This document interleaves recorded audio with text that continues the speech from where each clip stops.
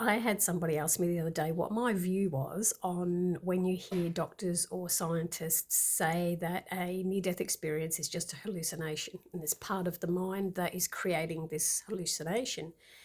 And my response to that is the only people who will ever say a near-death experience could be a hallucination is someone who hasn't experienced it. Because I could just about guarantee you every single person who has had a near-death experience, a genuine near-death experience, knows that it's real. You will not convince them it was a hallucination. You will not tell them that they were crazy, you will not tell them they were crazy in the mind. You won't be able to convince them it wasn't real because it feels more real than living here. It's like if I said to you, if you had a dream and you said it was so real, in my dream I saw, my departed loved one and we had a conversation. You know that it's real. You were there. Just because it can't be proven, like it's very, very hard to prove, doesn't mean it doesn't happen. And there is doctors that have had NDEs and who have now converted to the fact that that was real. They will tell you. I mean, there's a guy called Jeff Mara. He has a podcast. He has thousands and thousands of NDEs. And I was lucky enough to be on that twice on his podcast, but he has had every single person on there knows that it's real. So if you ever hear somebody say it's just a hallucination, it's probably somebody that hasn't experienced it. Also, talking about like how consciousness is hard to explain, and there is so much that this higher consciousness that happens that our thinking minds find very, very hard to explain. So with remote viewing, I do remote viewing, and I'm really, really good at helping people find lost things. So this is just one example of the hundreds that I've done. This woman had bought a lost item ring. She'd lost a key, and she was in America. I'm in Australia. I've got a picture of something that's similar to the key. Like, she didn't have the picture of the key, but she just showed me a picture of the style of key it was. So in my mind, I'm focusing on this key. And then I get a picture in my mind of walking through a door. There's a staircase, but it's a staircase that goes up, turns around, and then goes up again. Goes up, turns to the right, and goes up again. And then in my mind, you go to the top of this landing and you go to this cupboard. And I saw what looked like a bowling ball, like a black bowling ball, shiny like that. And I said, the key is sitting near there. And I said, oh, when you go up the staircase, there's not photos on the wall like maybe normally some people would have. It had guitars. There was guitars lined up against the wall. So she then, I gave her all that information. She then proceeded to go, and it wasn't her own house. So for any skeptic out there that says, oh, but you had her address, so you could look up her address and you could look inside a house on Google, like I'd really go to all that trouble anyway. It wasn't her house. I didn't have the address. I had no idea what the house looked like on the outside, where it was. Just knew that she was in America. Anyway, it was her boyfriend's house. So she went back to her boyfriend's house because she said he has guitars on the wall, on the staircase. She goes up the staircase. It was exactly as I described. She found a closet at the top of the stairs, and there was a helmet. It wasn't a bowling ball. It was a helmet, a bicycle, like a motorbike helmet, shiny and black. Picked up the helmet and the key was there. Now, where is that coming from? If there is no higher consciousness, if it's a hallucination, where is that coming from? How am I able to use a part of my brain to visualize a whole scene that is happening in America? And that's what readings are, or my readings are. My readings are visualizing stuff. And there's a lot of people that will say, but there is so many paths in front of you. You could choose any path, which is true.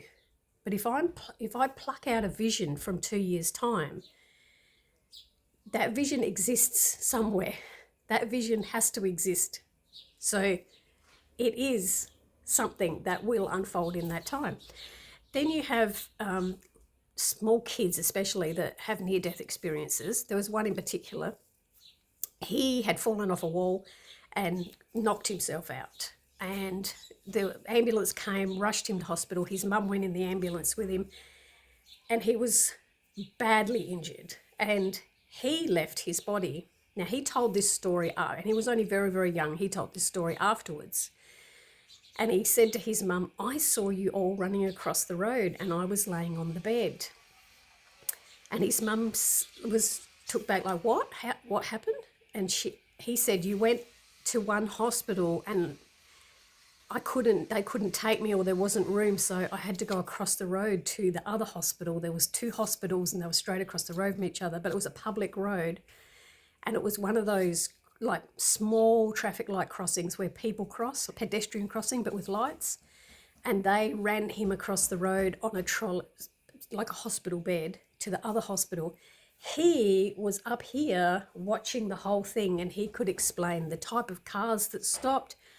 He said mum was yelling to get me help. Mum was panicked.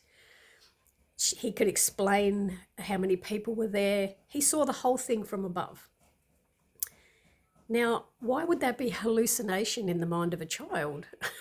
Like, he witnessed the whole thing and then recounted. And there's thousands of those situations where somebody has left their body, explained the whole scenario of who was in the operating room or who was at the accident, or they see the whole thing outside of themselves.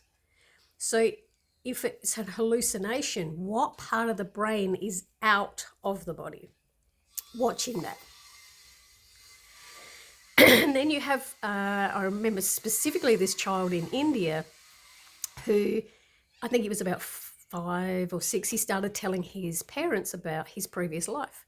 And he recalls it because he said, I was born on the same day that I died. And he said, in my previous life, he said, I was a shop owner and I had a wife and I had X amount of kids. I lived at this particular place. He gave the address, and he said somebody came in and robbed my shop and shot me. And I died, but I didn't want to die. I didn't want to leave Earth. I wanted to come straight back. So I was born again that afternoon to your family.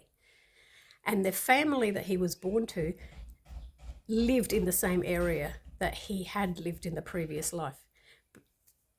Why would a 5-year-old have the details of the name, the situation, the shop, he knew his wife's name, he knew his children's name. He had so much detail at such a young age. It's not like it could have been programmed into him at that young age. He remembered it from a previous existence. If that's a hallucination, or like, that's got to, it's in that that higher consciousness, it's a record that's there. And even when I went through my NDE and I got taken, I just knew that I was meant to follow this spiritual guide. There was an energy there and everything looked like energy, and I just knew to follow. When you're awake here in Earth, you think too much. You try to trust or not trust. When I was there, I just knew. I knew everything. And when we're here, we don't know everything, and that's the difference. And so I just followed him, and he showed me how every single existence ever has a record. There is a record there. So yeah, I will. And also, I just wanted to bring up the point too, with people that have had out-of-body experiences, either through a very, very deep meditation or a drug-induced out-of-body experience.